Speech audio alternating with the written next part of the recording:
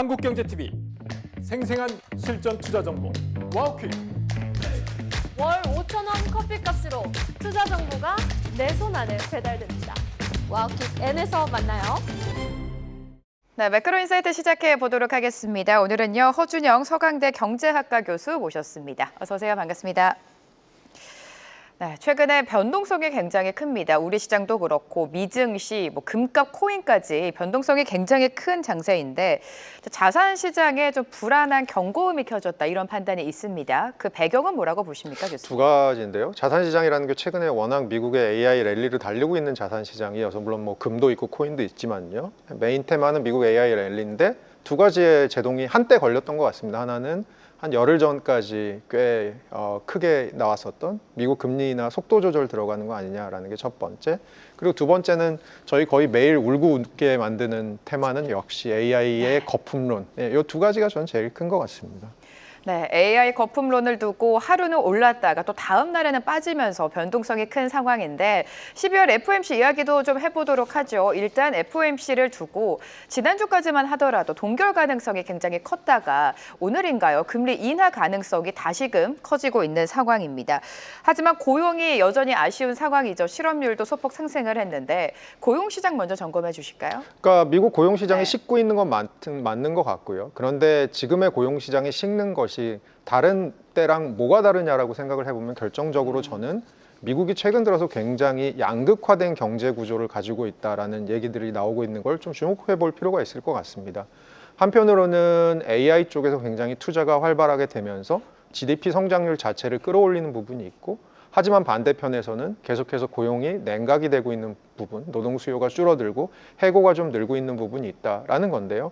아마 연준에서도 이런 것들을 면밀하게 다 파악하고 있을 겁니다. 저는 앵커께서 방금 전에 얘기해 주신 미국 금리에 있어서의 게임 체인저는 며칠 전에 미국 뉴욕 연방은행 총재인 존 윌리엄스가 했던 금리가 내려가는 것도 괜찮을 것 같다라고 했던 발언이 되게 큰 것 같고요. 그만큼 최근에 미국의 양극화된 경제에 있어서 AI에서 조금만이라도 삐끗하게 되면 그나마 지표를 버티고 있던 것들이 무너지면서 미국이 굉장히 급속하게 냉각되는 경제로 갈 수 있거든요. 그런 측면에서는 이번에 연준이 금리를 인하하는 것으로 대응을 미리 선제적으로 하고 들어가지 않을까 보고 있습니다. 네, 고용을 봤으니까 물가도 또 챙겨봐야겠죠. 오늘 밤입니다. 9월에 PPI 물가가 발표가 되고 물가는 많이 안 올랐다라는 게 기정사실화가 되고 있는데 물가가 관세에 따라서 많이 안 오른 이유가 주거비나 유가의 하락 혹은 기업들이 관세를 감내하고 있기 때문이라고 평가가 되죠. 물가 상황은 어떻게 보세요? 그러니까 물가는 지금 CPI 기준으로 2%대 후반에서 안 내려오고 있는 상황인데요. 이거 자체만 봤을 때는 두 가지 생각을 할 수 있습니다. 첫 번째로는 2022년 중반부부터 올라갔던 물가가 어쨌든 간에 구조적으로 내려오는 과정에 있다. 좀 시간이 걸릴 뿐이다라고 생각하는 방법이 있는 것 같고요. 또 하나는 그럼에도 불구하고 관세의 영향이 조금씩 들어오면서 이 2%대 중후반대 물가가 고착화되면 연준이 생각하는 2%대 물가로의 귀환이 어려워지는 것이 아니냐. 사실은 내년에 연준 의장으로 아마 이제 올 12월에 지명이 될 것 같습니다만 연준 의장으로 거론이 되는 친트럼프 인사들의 최근 들어서 하는 얘기는 관세로 인해서 사실 인플레이션이 한 번 정도 튈 수는 있지만 시간이 지나고 다시 내려올 것이다 라는 생각들을 많이 하고 있는 것 같습니다. 근데 그 한 번이라는 게 사실 몇 개월이 될 수도 있고 또 몇 년이 될 수도 있는 거죠. 그런 측면에서는 연준이 지금은 노동시장 대응으로 좀 가고 있지만 또 인플레이션 지표들을 보면서 스탠스를 좀 바꿀 수 있는 여지들도 조금은 남아있지 않나. 다만 네. 연준 의장이 누가 되더라도 친트럼프 의사가 된다고 한다면 조금 그 물가를 보는 쪽보다는 경기를 보면서 금리 인하 방향으로 가는 쪽으로 조금 더 방향을 잡을 거는 같습니다. 네, 의장 자리에 친트럼프 인물이 앉게 될 가능성이 지금 높은 상황입니다. 연준의 통화정책 방향 내년도에 바뀌지 않을까 이런 우려도 나오는데 12월 FOMC를 두고 연준 의원들 의견마저도 지금 엇갈리고 있습니다. 동결이나 인하나 여러 가지 시나리오가 나오고 있는데 일단 교수님의 의견도 좀 여쭤볼게요. 네, 아까 말씀드렸지만 저도 저번 주에 저한테 제가 대답을 해야 되면 동결 쪽으로 얘기를 했었을 것 같은데요.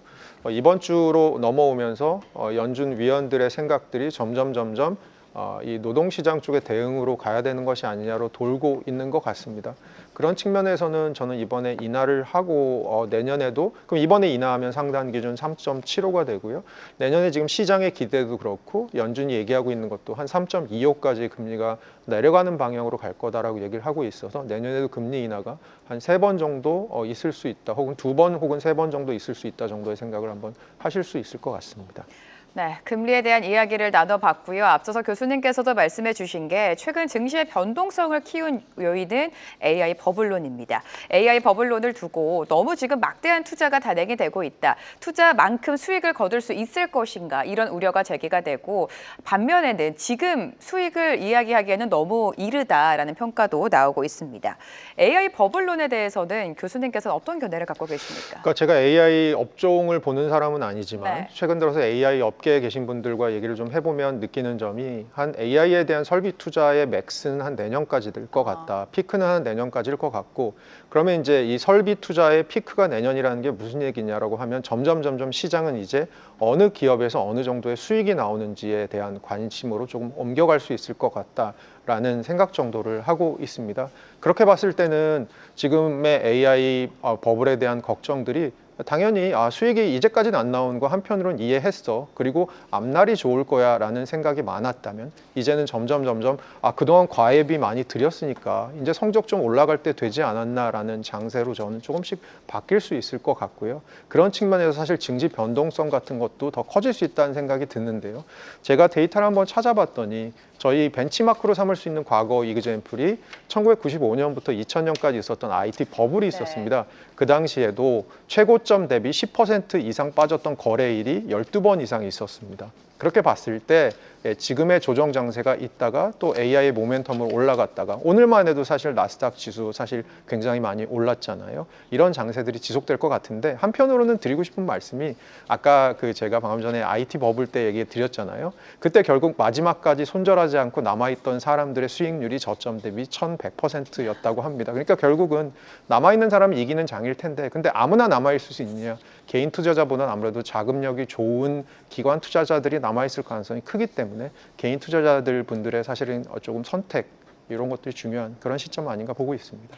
네, 같은 AI 버블론을 두고도 매일같이 바라보는 시각이 좀 엇갈리고 있습니다. 간밤에는 나스닥 지수가 다시 한번 2%대 상승을 주도했는데 지금 베센트 재무장관 그리고 해시드 위원장은 내년도에 블록버스터의 해가 될 것이다. 이런 발언을 했습니다. 조금 더 구체적으로 살펴보니까 미국 경제 성장을 굉장히 강조를 했습니다. 자부심을 보여줬는데 지금 GDP 나오도 4%를 넘어섰고 미국 경제가 내년도에 더욱더 탄탄해질 것이다. 이런 전망들이 나오고 있는 상황 속에서 교수님께서는 미국 경제 어떻게 예상하십니까? 그러니까 저도 지금 미국 경제 리스크가 한 3가지 정도 있는데 그것이 현실화되지 않으면 사실 미국 경제는 내년에 견조한 성장을 할 수 있을 것 같다라고 보고 있습니다. 3가지 정도의 생각은 하나는 최근에 이제 리사쿡 연준 이사가 얘기했듯이 3호 대출 시장에서 좀 불안감들 올라가고 있어서 금융시장 경색 같은 문제들 좀 있을 수 있고요. 두 번째로는 관세로 인한 인플레이션이나 성장 저하 같은 것들이 본격화 만약에 되면 우리가 마치 지금 문 열기 전에 마지막 지금 도어 스텝에 와 있으면 어떻게 되지라는 부분과 또 하나는 저희가 오늘 계속 얘기하고 있듯이 AI의 거품론 같은 것들이 조금 더 강해질 경우는 미국 경제가 조금 타격을 입을 수 있을 것 같습니다만 이것들을 제외하고 보면 결국 내년 시나리오는 제가 세계 경제 성장률 최근에 IMF나 우리나라 정책기관이나 많이 내고 있는데요. 전반적으로 요약해 보면 선진국은 미국 중심의 안정적인 성장, 견조한 성장을 할 거다. 결국은 이제 미국 경제가 내년에 선진국을 좀 견인하는 부분이 여전히 있을 거다. 그렇게 봤을 때는 미국 경제는 급속해서 추락하는 경제보다는 견조하게 잠재 성장률 근처에서 2%대 초반 정도 성장을 하는 그 정도의 경제로 남아 있지 않을까라고 보고 있습니다. 네, 미국 경제는 둔화보다는 그래도 점진적인 성장을 기대해 볼 만하다라고 언급을 해주셨고요. 견조한 성장을 이어가고 있고 관세에 따른 물가 영향이 누적이 된다면 예상보다 연준의 금리 인하 사이클이 빨리 종료될 수도 있다는 이야기가 나옵니다. 앞서서 금리 통화 정책과 관련해서 전망을 해주셨는데 내년도 최종 금리는 어떻게 예상하고 계십니까? 그러니까 내년에 3.25까지 가는 것이 지금 시장도 그렇고 연준에서 얘기한 9월 전망에 따라서도 그렇고 그렇습니다. 그러면 이제 내년에 금리 인하가 한 2번, 맥스로는 한 3번까지 정도 있을 수 있다는 얘기인데 그것의 전제 조건이라는 것을 말씀드리고 싶어요. 그 전제 조건이라는 것은 관세로 인한 인플레이션에 다시 촉발되는 그런 것들이 조금 보이지 않아야 된다라는 전제 조건이 있는 것 같고요. 다만 아까 처음에 말씀드렸던 것처럼 연준의 내년에 그 의장이 바뀌고요. 또 한편으로는 저희가 관심을 가져야 될 부분이 파월 의장이 의장에서 내려오고 나서 계속 연준 이사로 남아 있을 것인지. 왜냐하면 연준 이사의 임기가 14년인데 파월 의장은 아직 임기가 이사로서는 남았거든요. 그리고 트럼프가 리사 쿡 이사를 내쫓을 수 있을지. 그리고 내년 1월에 퇴임하는 스티븐 마이란 이사의 후임으로 어떤 사람이 들어올지. 그렇게 봤을 때는 연준의 인적 구성이 단순히 의장뿐만이 아니고 전반적으로 좀 친트럼프로 기울 수 있을 것이기 때문에 그럴 경우에는 사실 조금 완화적인 통화정책 기조가 좀 더 강화되지 않을까 정도의 생각 해볼 수 있을 것 같고요. 그것과 관련해서 우리한테 중요한 건 무엇이냐라고 생각해보면 결국 환율에 미치는 영향도 조금 더 약달러의 가능성들도 열려 있는 것이 아니냐 부분도 보고 있습니다. 네, 환율 언급해 주셨는데 지금 국내 기업, 그러니까 국내 경제에서 가장 큰 이슈 중에 하나는 원달러 환율인 것 같습니다. 1,470원대를 넘어서서 환율이 좀처럼 내려오지 못하고 있는 상황인데 연말 그리고 내년까지 환율 전망 어떻게 가져가십니까? 그러니까 기본적으로 지금은 강달러 국면에서 약간 빠지고 있는 국면이고요. 물론 강달러 국면에서 빠지고 있다라는 기조 전환은 결국 연준의 금리나 속도 조절이 있을 거다 해서 그것보다는 우리가 원래 생각했던 인하 기조로 갈 거다라는 것에서 강달러 기조에서 약간 빠지고 있는 패스 같고요. 거기다가 사실은 이제 최근 들어서는 원화 약세인 부분도 분명히 있었던 것 같습니다. 원화의 수요 부족 부분이 저는 분명히 있는 것 같고요. 그런 부분에 있어서는 가장 큰 거는 우리나라 거주자들의 해외 증권 투자, 특히 미국 중심으로 한 증권 투자가 많이 늘어난 부분, 그리고 연기금에서 해외 투자를 늘리고 있는 부분, 이런 것들이 구조적으로 원화 수요를 약세, 그리고 달러 수요를 좀 강화하는 부분이었고요. 마지막으로 말씀드리고 싶은 부분은 최근 들어서 이제 엔화랑 원화가 안 좋을 때 원화가 같이 동조화되는 경향이 좀 있는데 최근 들어서 엔화가 좀 안 좋았었습니다. 이런 부분도 원화 약세의 어떤 자극이 되었던 것 같은데요. 그럼 앞날을 좀 보면 미국의 연준이 저희가 생각하는 만큼의 금리 인하 기조를 가져가 준다면 달러 강세 부분은 달러의 점진적인 약세 부분으로 갈 것이고요. 제가 말씀드린 부분 중에 원화의 구조적인 부분, 예를 들어서 우리나라 분들의 외국 증권 투자, 미국 증권 투자 이런 것들은 구조적으로 아마 남아 있을 것 같습니다. 그러면 저희가 볼 부분이 또 뭐냐, 엔화라는 건데요. 지금 일본이 소비자 물가 상승률이 3% 근처에서 고착화되어 있습니다. 사실 금리를 인상해야 되는 시점인데요. 그런 측면에서는 향후에 일본의 금리 인상이 있을 거고, 그리고 미국이 언제까지 이렇게 엔화의 약세를 용인할 것이냐의 문제도 분명히 있을 거기 때문에 엔화 약세도 좀 누그러진다고 한다면 결국은 이제 원화의 가치도 약간 더 반등을 할 수 있는 여지가 있지 않을까 정도 보고 있어서 결론적으로 말씀드리면 지금의 아주 높은 원달러 환율이 조금 내려가는 방향으로 내년 상반기에는 좀 움직이지 않을까 정도 보고 있습니다. 네, 원달러 환율이 그래도 내년도에는 조금은 내려갈 수 있다라고 언급을 해주셨습니다. 그럼에도 최근 계속해서 환율이 오르면서 1,480원대에 근접을 했습니다. 1,480원대는 국민연금 환해지 레벨로 인식되는 수준인데 시티그룹에서는 국민연금이 환해지를 하게 된다면 달러 매도가 최대 500억 달러에 이를 것이다, 이런 전망을 내놨습니다. 국민연금이 환해지를 할 가능성이 궁금해지고 실제로 하게 된다면 시장의 영향은 어떻게 예상하십니까? 그러니까 국민연금이 올 8월 네. 기준으로 갖고 있는 달러 자산, 외화 표시 자산 같은 게 사실 굉장히 많은 규모입니다. 그 중에 한 10% 정도만 7천억 달러 정도 되는데요.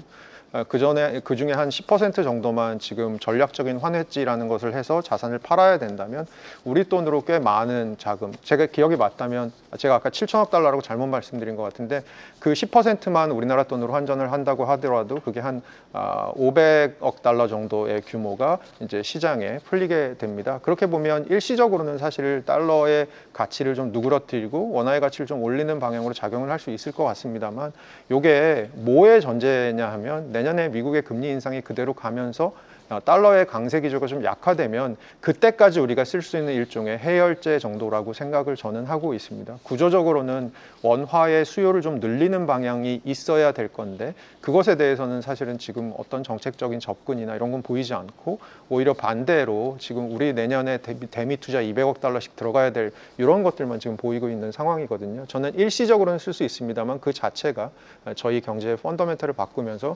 구조적으로 원달러 환율을 뭐 바꾸는 게임 체인저가 되지는 못할 것으로 저는 보고 있습니다. 네, 고환율의 지속은요, 한국은행 금통위 입장에서도 불안 요인으로 꼽히고 있습니다. 바로 내일 모레죠. 목요일에 한국은행 금통위가 열리는데 지금 동결 전망이 가장 우세합니다. 이번에 동결을 하더라도 내년도에 방향이 어떻게 될지가 궁금하고, 노무라 같은 경우에는 한국은행이 내년도에도 금리를 동결할 것이다. 이런 전망을 내놨어요, 교수님. 노무라 찌찌뽕이네요. 제가 사실 네. 얼마 전에 한국경제 출신, 그러니까 한국경제 소속 기자님 지금 한국은행 출입하시는 분이 한 20 몇 분 학자분들에게 서베이를 돌렸거든요. 그래서 네. 내년에 어느 정도 금리 인하가 언제쯤 한국은행이 있을 거냐. 근데 저랑 사실 한국은행 전임 부총재셨던 분이 거의 내년에도 없을 거다라고 얘기를 했고, 그리고 내년 1월에 있을 거라는 분들도 25% 정도 계셨고 뭐 계십니다. 근데 저 같은 경우는 지금 부동산 시장, 특히 수도권 중심의 부동산 시장이나 환율 같은 경우도 사실은 내년에 조금 약세로 가긴, 그러니까 달러의 약세로 가긴 갈 거지만, 그럼에도 불구하고 환율이 극적으로 뭐 1,300원대로 내려오냐 이런 거는 조금 기대하기 힘든 상황에서 한국은행이 금리를 낮추는 일이 조금 어려울 것 같고요. 그리고 또 하나 말씀드리고 싶은 건 지금 전 세계 기관들이나 우리나라 KDI나 뭐 전반적으로 내년에 우리나라 경제 성장률을 조금 올리고 있는 상황입니다. 그 얘기를 바꿔서 생각해 보면 금리 인하를 통한 정책 대응, 경기 대응의 필요성이 약간 떨어지고 있는 국면이다라고 생각을 해보시는 것도 어떨까 싶습니다. 네, 내년도에도 금리 동결이 이어질 것이다. 이렇게 예상을 해주셨습니다. 금리를 내리지 않고 계속해서 동결이 된다면 가계대출을 받은 서민들의 이자 부담은 누적이 될 텐데 이 부분은 어떻게 보십니까? 그러니까 보통은 미국의 네. 서프라임 모기지 생각하시면서 뭔가 가계대출이 부실화되면서 금융권에 부실이 되고 이게 경제 위기로 가는 거 아니야? 일수종의 급성 질환이 되는 거 아니야? 라고 생각하시는데, 저는 우리나라 가계대출은 보면 주담대가 많이 늘 때 오히려 연체율이 떨어지는 일이 많이 벌어집니다. 왜 그런가라고 보면 아파트라고 하는, 수도권 아파트라고 하는 가장 안전한 자산에 고소득자, 고신용자 중심으로 주담대가 많이 나갔기 때문이라고 생각을 하는데요. 그런 측면에서는 금융권의 위기가 돼서 가계대출이 뇌관이 된다기보다는 가계대출이 늘어나면서 빚 갚느라고, 또 우리나라 같은 경우는 여전히 변동금리의 비중이 높은 상황에서 빚 갚느라고 소비를 줄이고, 소비를 줄이면서 결국은 경제에 활력이 떨어지는 그런 일들이 벌어지지 않을까, 한마디로 좀 만성질환으로 보고 있습니다.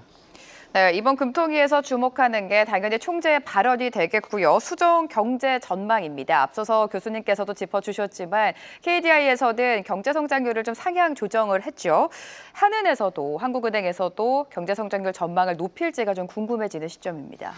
저는 높일 것 같습니다. 네. 올해도 높이고, 올해도 뭐 1%대나 1% 초반으로 올리고, 내년도 원래는 한국은행이 1.6이었는데 1.8 정도의 수준으로 올리지 않을까라고 보고 있고요. 근데 이제 KDI 경제 전망 같은 경우는 제가 좀 자세히 보니까 내년에 원래 1.6으로 봤다가 1.8로 올린 이유가 내년에 금리가 좀 내려가면서 소비가 조금 더 잘 될 거다. 그리고 건설 투자가 올해 너무 안 좋았는데 내년엔 조금 나아질 거다라고 보고 있는 것 같습니다. 그런 측면에서 제가 아까 말씀드린 것과 약간 상충하는 부분은 저는 있다고 생각을 해요. 어떤 거냐면, 저는 내년에 금리 인하가 굉장히 조금 여전히 힘들다고 생각하는 편이고, 기준금리가 떨어지더라도 저는 시장금리가 잘 안 떨어지는 일이 벌어질 수 있는 일이 지금 제가 보여드리고 있는 슬라이드에도 나가고 있는데요.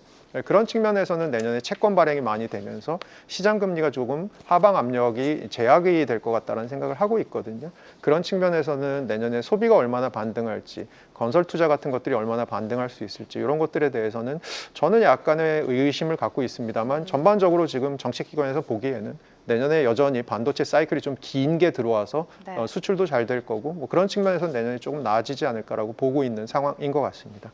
자, 그렇다면 금에 대한 이야기도 좀 해보도록 하죠. 올해 들어서 가파른 상승세를 보였던 금 가격도 조정을 받고 있습니다. 최근에 금 가격의 동향과 함께 내년도 금 시세 전망은 어떻게 하세요? 제가 한 2개월 전까지 뭐라고 얘기하고 다녔냐면, 네. 지금 중앙은행들이 좀 금을 사고 있고, 중앙은행들이 원래 달러 자산을 사다가 금을 사고 있다, 일부를. 그래서 중앙은행들이 큰 손으로서 작용을 한다. 예를 들어서 작년, 재작년 전 세계 금 수요량이 1년에 4,000톤 정도 되는데 중앙은행이 1,000톤 정도 수요를 하고 있습니다. 4분의 1이면 꽤 큰 손이죠. 그래서 앞으로도 금값이 꽤 괜찮을 거다라고 봤는데요. 최근 들어서 나오는 연구 결과들을 제가 좀 보니까 느끼는 것 중에 하나가, 이렇게 금값이 추세적으로 오르고 제가 아는 걸 이 투자자들이 모를 리가 없잖아요. 그렇게 봤을 때는 약간 이 투기적 수요가 최근에는 많이 붙어 있다. 그래서 금값이 굉장히 요동을 좀 치는 부분이 있다라고 얘기를 하는 것 같습니다. 그리고 한편으로는 중앙은행이 사고 있는 부분들도 앞으로는 뭐 어느 정도 중앙은행의 밸런스 시트도 금으로 많이 바뀌었고 해서 조금 더 예전보다는 제약적일 수 있다라는 얘기들 하면서 결국은 이제 금값이 조금 지나치게 고평가된 부분이 아니냐라는 얘기들이 나오고 있는 상황이고요. 제가 보기에는 추세적인 상승 모멘텀이 뭐 남아는 있겠지만 아무래도 변동성이 굉장히 커지면서 결국 이게 저희 같은 그 시장을 보는 사람들 그리고 저보다는 더 시장에 들어가 계신 분들에게 걱정일 것 같습니다. 원래는 그 위험 자산들이 흔들리면 일부를 안전 자산으로 해칭을 하면서 네. 금 같은 걸 일종의 밸런스 시세의 일부를 가져갔는데요.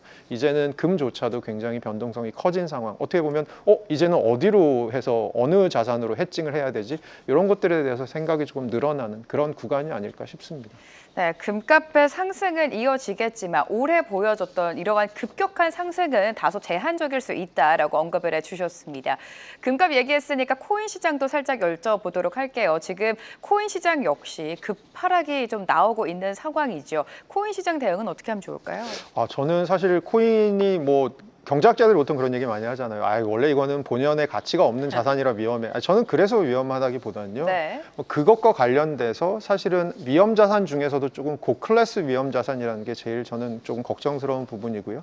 저희가 이제 비 온 다음에 웅덩이에 물이 고이면 그 물이 마를 때 가장자리부터 마르잖아요.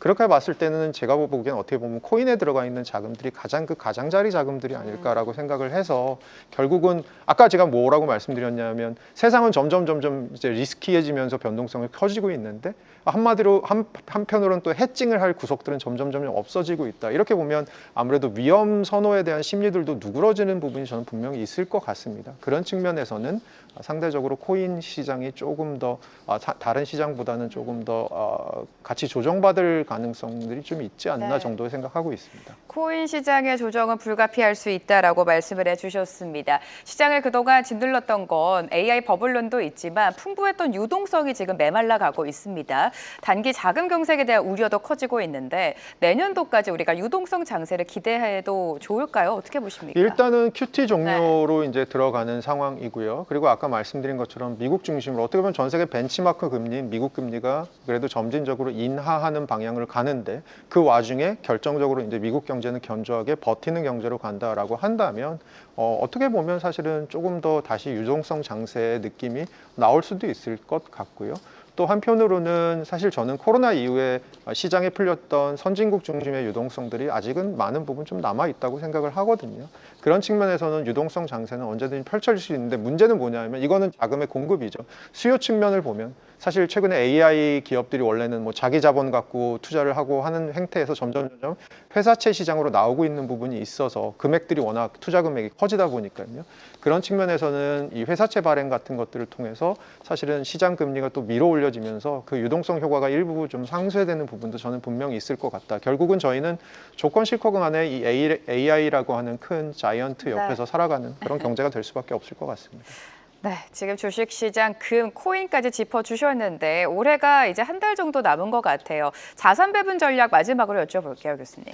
저는 사실 뭐 금 오른다고 금에 너무 몰빵하는 것도 저는 좋은 생각은 아닌 것 같고요. 그리고 지금은 제가 보기엔 내년 초반까지는 변동성 장세가 좀 클 것 같은 느낌은 우선 지금 트럼프 얘기를 제가 안 드렸지만 네. 트럼프의 대법원 가 있는 그 아이파 관세 같은 것도 아마 지금 구두 변론이 맞춰진 상태인데요. 구두 변론 얘기들을 제가 조금 자세히 보니까 이게 보수 성향 대법관이라도 약간 아이파 관세를 가지고 대통령이 할 수 있는 권한 밖에 있는 것이 아니냐라는 얘기들이 좀 나오고 있는 것 같아요. 그렇게 봤을 때는 그 관세가 다시 물러지게 되면 우리나라 같은 입장에서는 대미 투자 약정한 부분에 어느 정도를 이행해야 되고 어느 정도를 사실 되돌릴 수 있는지 이런 것들에 대해서 아마 협상 같은 것들이 계속해서 다시 들어갈 거거든요. 그럼 전 세계적으로 이런 일이 우리나라뿐만이 아니고 벌어지면서 글로벌 시장의 이 관세로 인한 변동성 같은 부분도 저는 남아 있는 것 같아서 내년 초반까지는 조금 변동성 구간 아닐까. 사실 근데 생각해 보면 언제 변동성 구간이 아니었나 싶기도 하지만 내년 초반까지는 트럼프의 관세 변동성도 남아 있고 미국의 금리 인하의 속도에 대한 변동성도 남아있는 상황, 이 정도로 보시면 어떨까 싶습니다. 네, 관세에 대한 판결이 여전히 시장의 불확실성으로 자리 잡고 있고요. 마찬가지로 연준의 금리 결정도 불안 요소로 떠오르고 있습니다. 당분간은 변동성이 클 것이다라고 언급해 주신 만큼 자산 배분 전략 면밀하게 살펴보시기 바랍니다. 자, 매크로인사이트 허준영 서강대 경제학부 교수와 오늘 이 시간 함께했습니다. 감사합니다, 교수님. 계속해서 다양한 경제 이슈를 알고 싶다면 구독과 좋아요, 알림 설정 부탁드립니다. AI 캐스터 권미정이었습니다.